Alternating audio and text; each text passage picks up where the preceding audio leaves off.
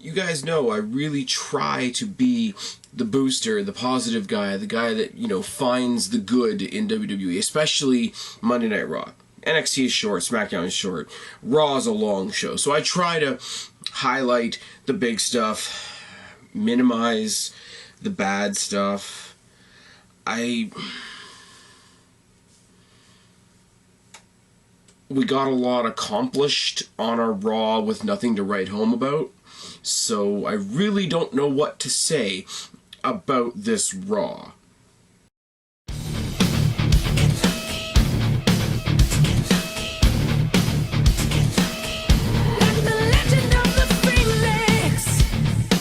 What's going on, everybody? It's your buddy, it's your pal Spaz, Phoenix, the YWC Reality Check, here with your February 1st Raw review.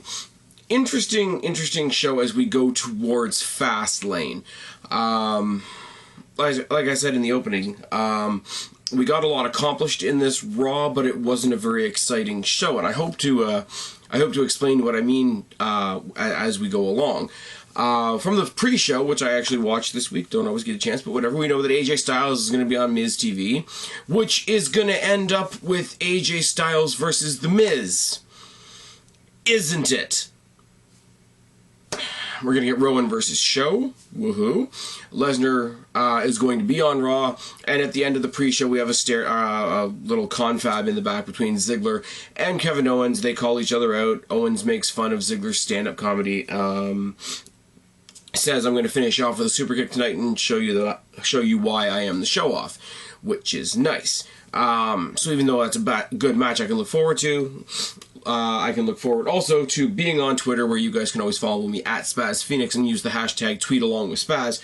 And I know people are going to bitch about that before the match even starts, because, oh my god, we've seen it before. Anyways, we start off the show with Lesnar and Heyman and loud Suplex City chants. They briefly announce the Wyatt conspiracy. Now, I should say, Blackjack Mulligan, I think I'm pronouncing that correctly, who is the dad or the stepdad or whatever, I'm not sure, don't shoot me, of Bo Dallas and Bray Wyatt, is hospitalized for some reason, so both of them were pulled from the show. So the Social Outcasts and the Wyatt family were both without their respective members, which kind of sucks, but it means we're going to get Rowan versus the Big Show instead of Bray Wyatt. But Lesnar and Heyman address the Wyatt conspiracy at the Royal Rumble, which is great, leading into March to WrestleMania, which I'm going to be at, which is going to be great.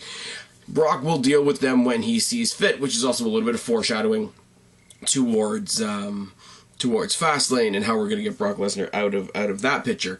Triple threat at Fastlane is Beast for Business, because, that pun never dies. And then they discuss the WrestleMania stakes. They refer to Triple H as the $1 billion trophy husband, which is just a shot in the pills, isn't it?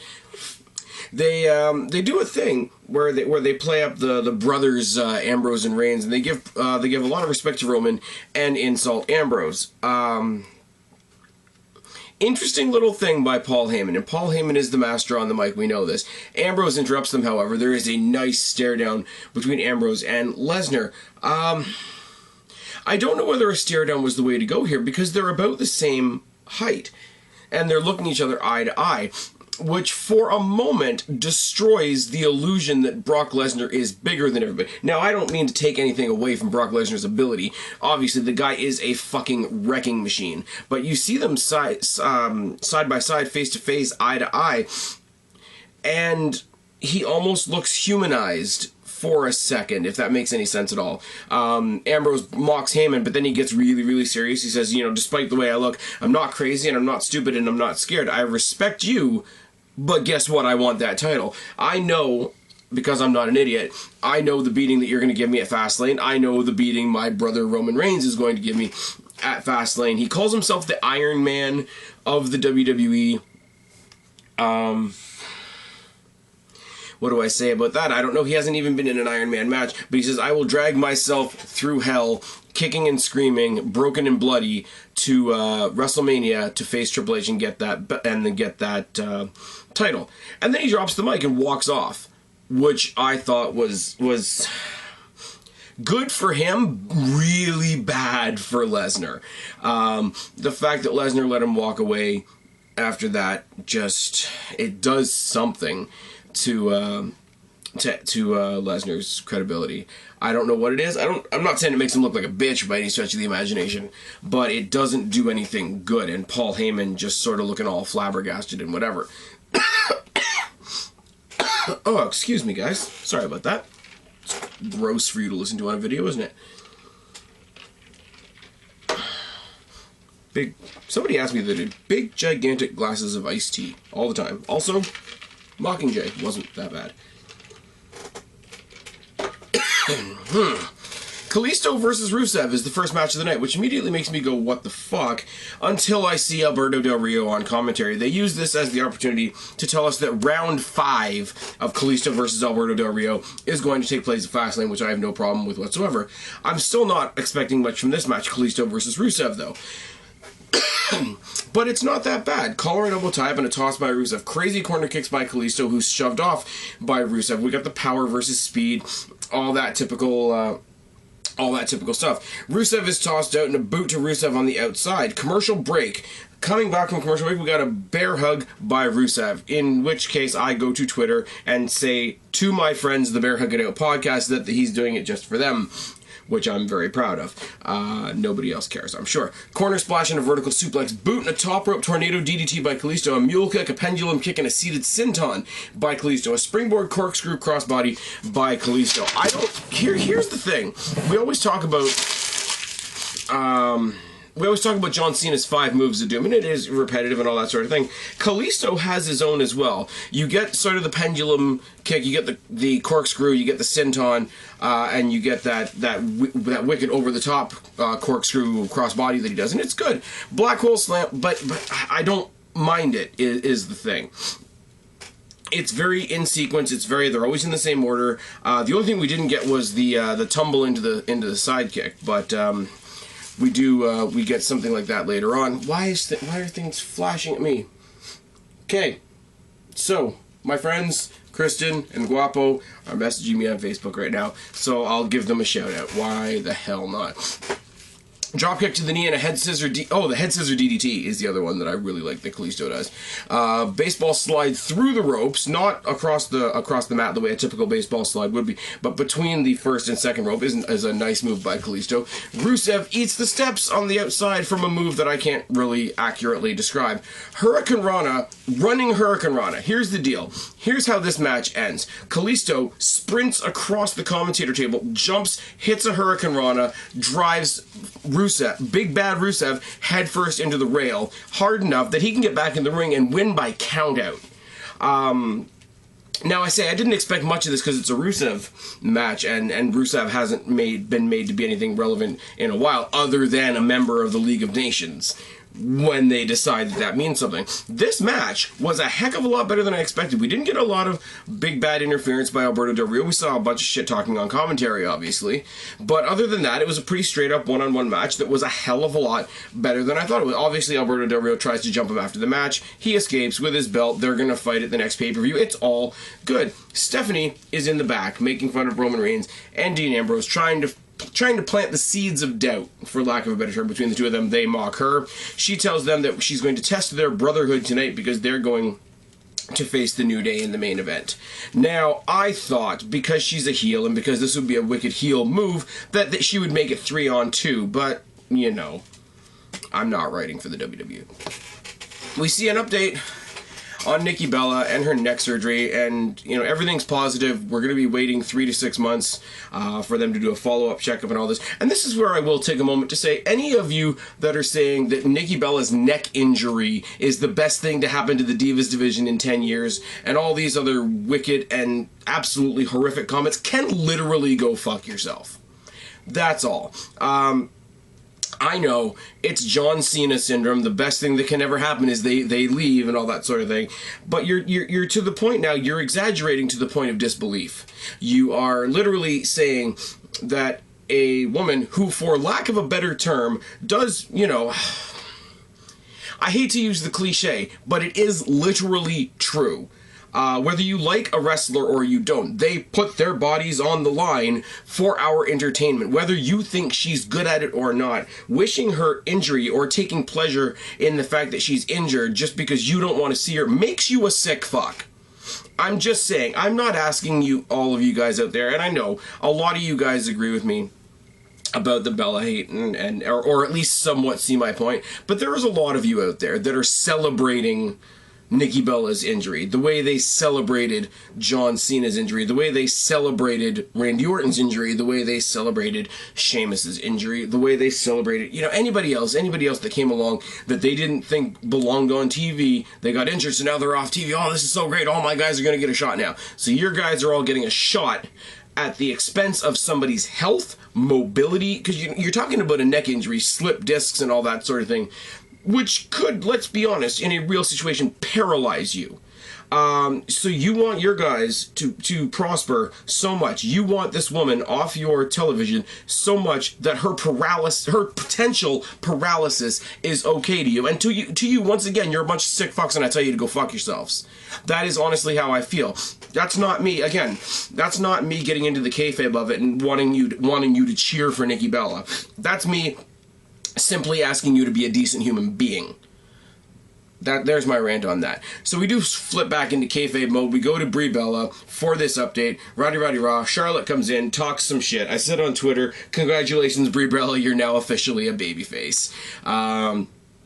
Brie Bella isn't really a great babyface, but she's a better babyface in this promo than Charlotte is a heel, because she at least has a character. Charlotte is Ric Flair in a bra. For reasons. Woo. And such. No. Usos versus Curtis Axel and Adam Rose of the Social Outcasts. They do well to cover up the Bo Dallas absence by saying that Bo Rida is in the studio mixing up a new rap. I thought it was kind of cool, and it was a neat, funny little way.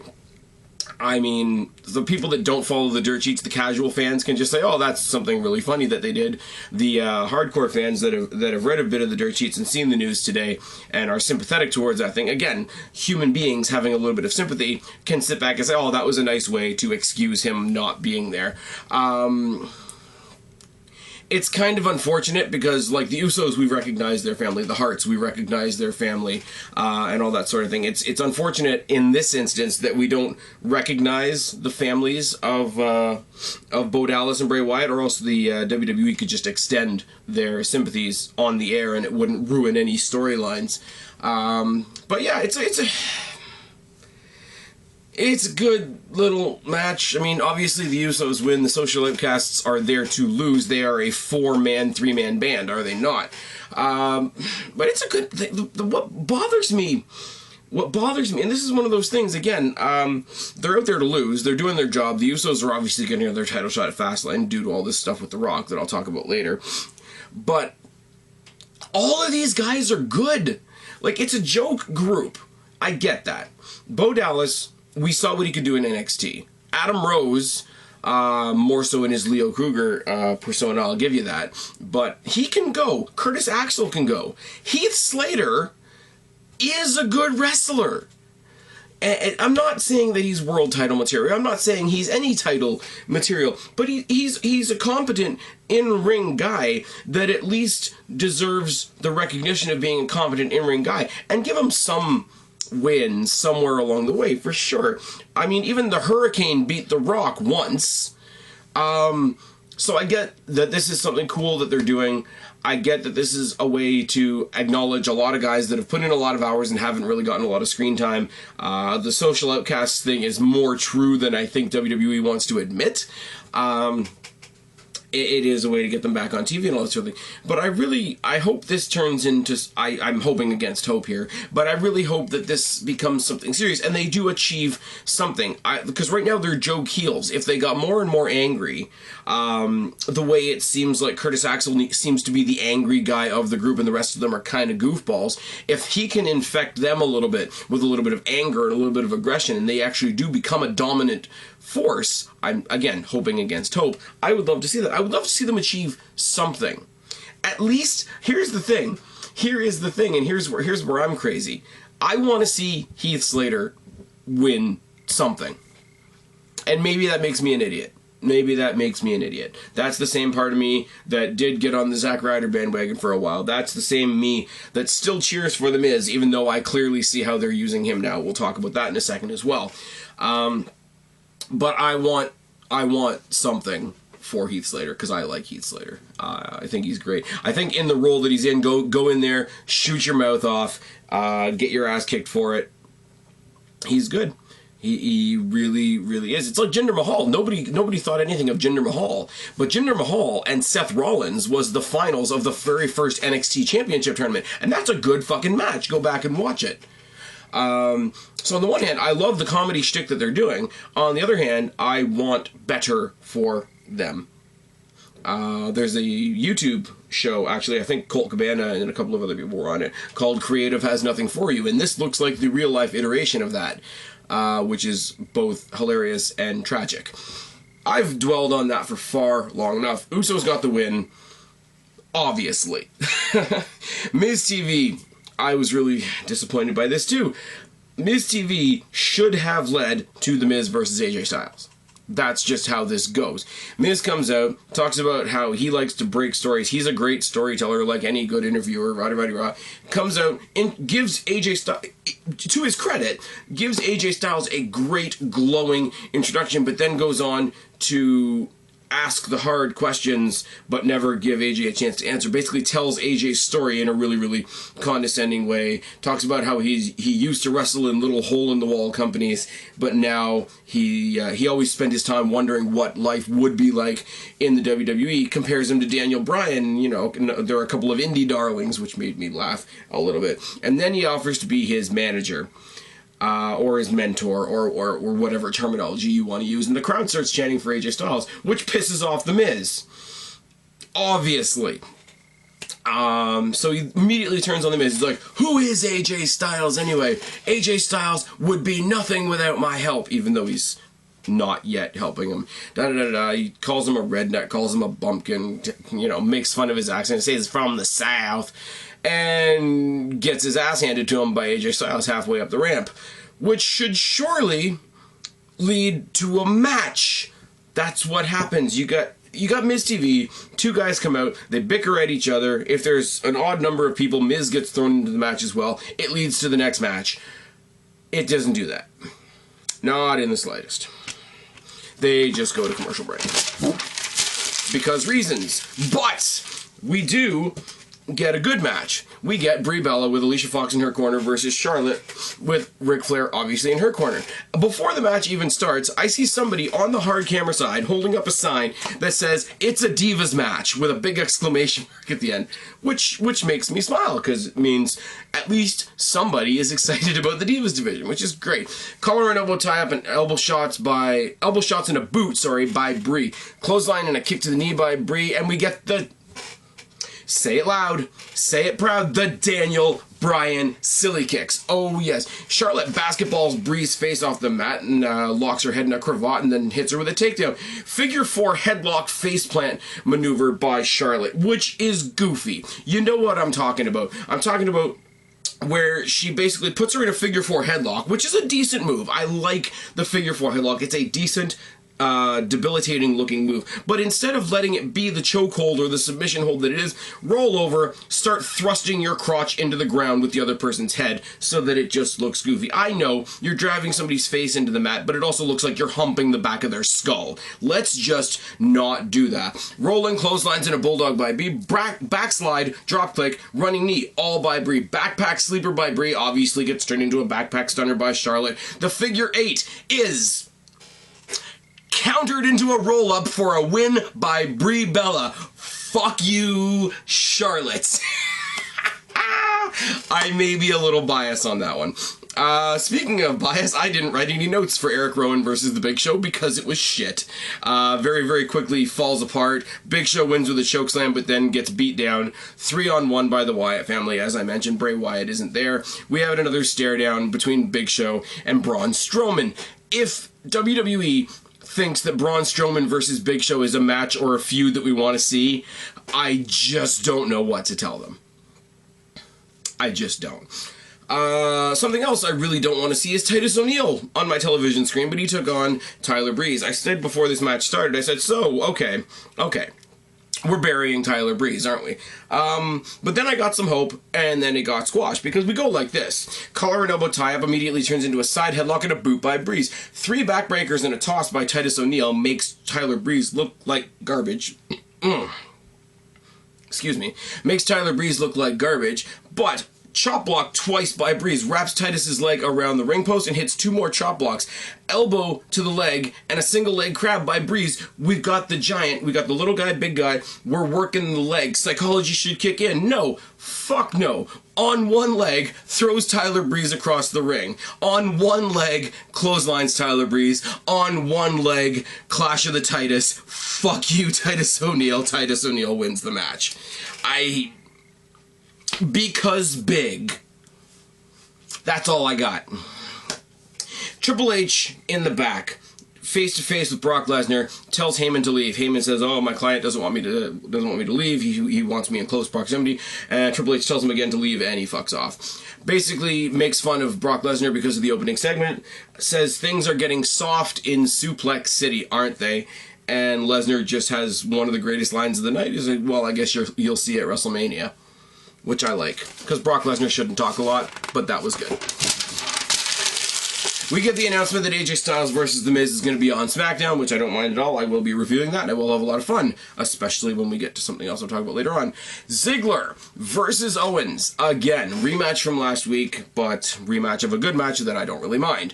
My writing really sucks. Holy shit.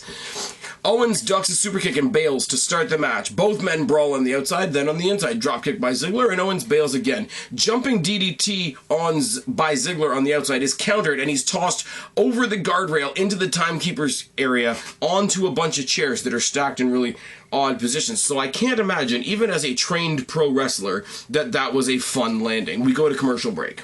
We come back, and Owens is working over Ziggler's back, and he rides a headlock because he's a bad guy. I told you before, heels are great. They know you've got a busy day. You tuned in to watch your show. You might not exactly know who's who. Here's your headlock. I'm a bad guy. Jawbreaker by Ziggler and a hard Irish whip by Owens that Ziggler sells because he's a fucking ragdoll. Cannonball by Owens and stomps to the chest. Jabs by Ziggler and a running elbow by Owens that puts Ziggler on his ass. Again, clothesline by Owens, who misses the running senton. And speaking of ragdolls, Owens, for a big guy, knows how to look like he's gone splat when he misses a move, which is cool, which is good. Owens eats post shoulder first and eats 3 corner splashes by Ziggler, who's really had a lot of energy drinks today, it looks like.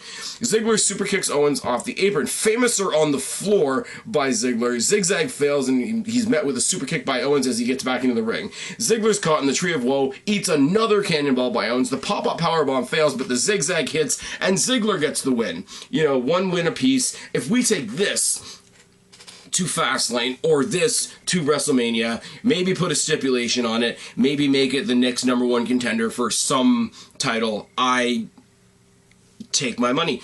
You've already got it. I have the WWE Network. You've got my $11.99 a month because I live in Canada.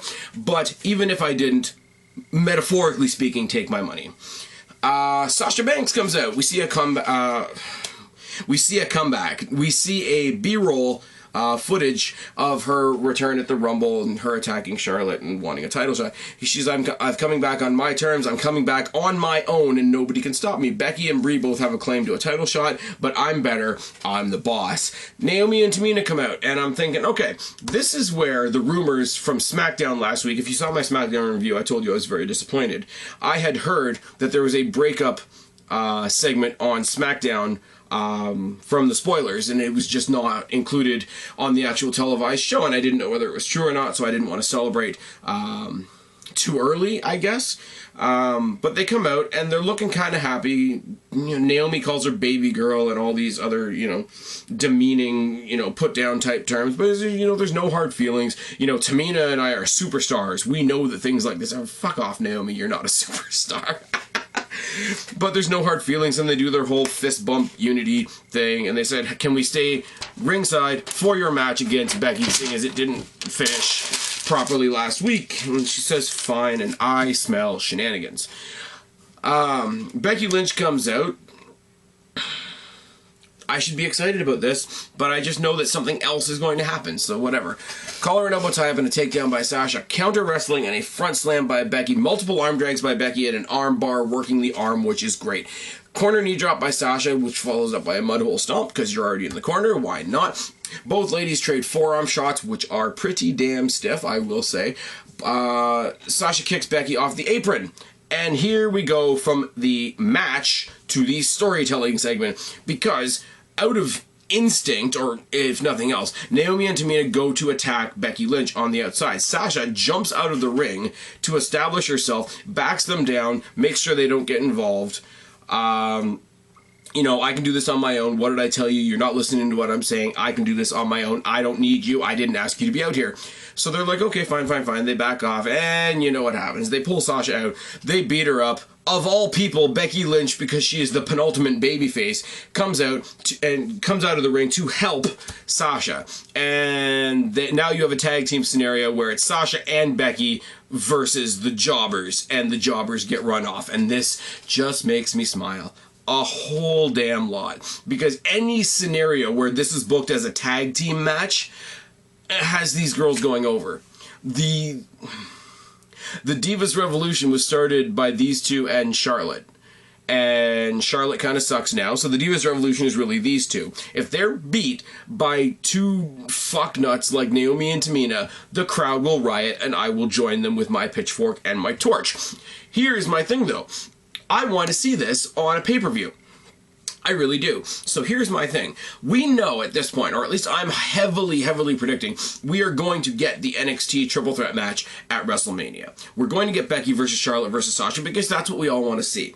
But we need something in the middle. Now, the only other person, as Sasha said in her promo, that can claim the rights to a title shot is Brie, because she just beat her tonight on Raw. So as a filler match, and I have to underscore that, as a filler match, do Brie versus Charlotte for, you know, defending her sister's honor, or whatever the fuck you want to call it, at Fastlane. Also on Fastlane, have Naomi and Tamina versus Becky and Sasha, get those two jobbers out of the way, move forward, have a respectful triple threat match at WrestleMania. That's how you book it. Becky joining Sasha in the beatdown at the end draws a huge NXT chant from the crowd, and I'm fucking loving it. This was the highlight of the night for me. Jericho backstage has a promo with JoJo that almost rhymed, and if I laugh at it, I'm going to feel very sad. He gives props to AJ Lee, welcomes him to the big time, welcomes him to the big league. He was impressed by everything he did last week. Everything was cool about the match except the result, he said. I wasn't expecting to lose. I will be watching his match with The Miz on SmackDown very intently, which just makes me smile, because we're gonna get AJ versus Jericho again, either at Fastlane or at WrestleMania. I don't mind either one. Making your WrestleMania debut against Jericho can be a really good thing, just as long as you're not Fandango. Just putting that one out there. We get more Truth and Goldust weirdness. Truth goes to the bathroom and he sees Goldust perched on the toilet, like with his feet up on the toilet. Puts his feet in the toilet, says, "You're really weird, man. You got doo-doo on your foot." And he says, "Wasn't your last tag team partner imaginary?" And he says, "Man, that cuts to the bone. That cuts down to the white meat." Now, I know that that's R-Truth being crazy and goofy, but even I'm going to say, R-Truth, one of the only black guys on the roster, saying that cuts down to the white meat on an episode of Raw where you're running all this B-roll footage for Black History Month. Again, it's one of those, what the fuck can I say here? When Golden Truth does become a thing, and it's becoming quite obvious that it will, it'll be great. I really do think, if you give these guys a short tag team title run, I don't think it'll hurt anybody at all. But the way we're getting there is getting gradually uncomfortable. I'm not going to lie. New Day versus Roman Reigns and Dean Ambrose with Paul Heyman on commentary. So, not to be repetitive, but I smell shenanigans. Roman and Kofi start off the match with a headlock and a keylock by Kofi Kingston, a test of strength and a headlock by Kofi. Roman Reigns losing a test of strength to Kofi Kingston also makes me laugh. Not to say that Kofi Kingston is a weakling, but look at how they're booking Roman Reigns. Uppercut chop by Roman and body blows by Ambrose. Baseball slide clothesline by Ambrose. Corner chop battle between Ambrose and Kofi Kingston. Big boot to Kofi by Roman Reigns takes us into commercial break. We come back from the commercial break with Kofi beating down Roman Reigns in the corner, which, again, because I'm a bad person, makes me smile. Running dropkick in the corner by Kofi, mudhole by Big E, and he misses the apron splash. And the way he misses the apron splash, he looks like his face hits the corner of the ring as well as his chest, and he kind of goes splat outside, I'll call him Chocolate Kevin Owens just because it'll get me in trouble. Running clothesline and a splash and a bulldog by Ambrose. Ambrose tosses Kofi into a guardrail, which is awesome. Ambrose tosses out Big E and meets him with a suicide dive. Woods hits him with a cheap shot on the outside, and Ambrose eats steps. Running kick to the face from the apron by Kofi. Ambrose is standing on the floor. Kofi's standing on the apron. Runs by him, boots him in the face on the way. It's almost comical if it didn't look really, really painful. Unicorn Stampede by the New Day on Ambrose. Slingshot low drop kick by the New Day on Ambrose. Running kick to the chest by Kofi and a headlock. Again, the bad guys are really helpful. Hey, I'm a heel. Here's my headlock.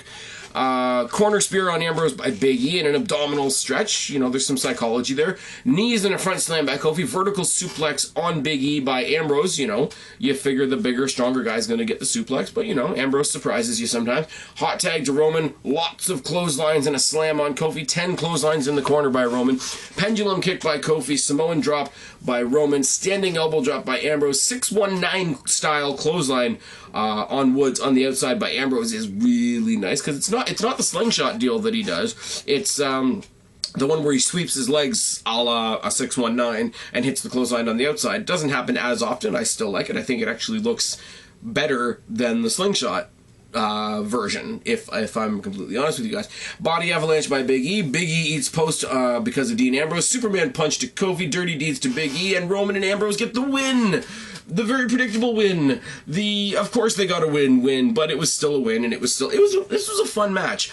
Like I said, I predicted that it would have been booked 3-on-2 because Stephanie's doing a heel thing and she's trying to screw these guys over. But it wasn't. I mean, Xavier Woods on the outside got a couple of shots in, but for the most part, this was a 2-on-2 match, and everybody in the match was good. Roman and Ambrose are good. New Day are the New Day. Paul Heyman on commentary doesn't hurt anybody. Lesnar comes out. I mean, at first he's just causing a distraction so that there can be a 3-on-2 beatdown on the baby faces. Then there's a 3-on-1 beatdown on Roman so that lost my train of thought. So that Lesnar can get into the ring and F5 Ambrose, putting a nice little bow on the whole night. You got the lighting of the fire, so to speak, in the opening segment where Ambrose steps to Lesnar. You got Triple H in the middle of the show throwing some wood on the fire, getting in Lesnar's face and calling him a pussy, more or less. And Lesnar showing that he's not at the end of the night by putting Ambrose down. It's simple, almost by the numbers type of storytelling, but it works. You pissed me off. Somebody came along and revved me up about it. So fuck you, F5 and you're down. It works. A lot of functional, like I said at the beginning of this video, a lot of functional stuff happened on this show. We've got the US title match to look forward to at Fastlane, which is cool. We've got the triple threat match to look forward to at Fastlane. We've got Miz versus AJ on SmackDown. We've got AJ versus Jericho to look forward to. We've got a couple of cool things happening with the Divas. We've got Sasha Banks, who has been saved from the obscurity that was Team Bad, which is great. We have a potential teaming of Sasha Banks and Becky Lynch, which is great. We have more and more and more indications that we're eventually going to get that triple threat match that we want. Interesting to note that there is no world title match and no intercontinental title match at Fastlane. Triple H is the champion. He's going to be the champion until WrestleMania. We know this. The main event is a number one contenders match, but the main event also has Ambrose, who is the Intercontinental Champion, in it. So you're only, at best, going to get 3 title matches at Fastlane, which is a little less than overwhelming, I'm not going to lie. We might get Ziggler versus Owens again, which I would have no problem with. We need to find some stuff for some of the other people on the card to do. Obviously, we're going to get Usos versus the New Day. again, because of the infusion. The infusion of The Rock added to that match. So, you know, I mean, they can skip it at Fastlane, but I mean, if they do it at WrestleMania, The Rock being part of WrestleMania, if his role is to make sure his cousins get the tag titles, then they better be turning heel, is my answer to that. I don't know. Lots more questions than answers. Like I say, a lot of structural stuff happened, but nothing was really wow on this show. So I'm left with a very 50-50 feel. I hope you guys understand what I mean when I say that. I don't know if you guys will agree or not. Maybe you thought it was great. Maybe you thought it was shit. It depends on what side of the glass you're looking at and all those other metaphors that I overuse on a regular basis. That's about it for me. That was my Raw review. Let me know what you think. Obviously, I've been Spaz, your YWC Reality Check. Subscribe up there. Talk down there. Start a conversation. Keep all these conversations going. Don't be a stranger. I'll talk to each and every last one of you later. But for right now, I am tagging out. Bye, guys.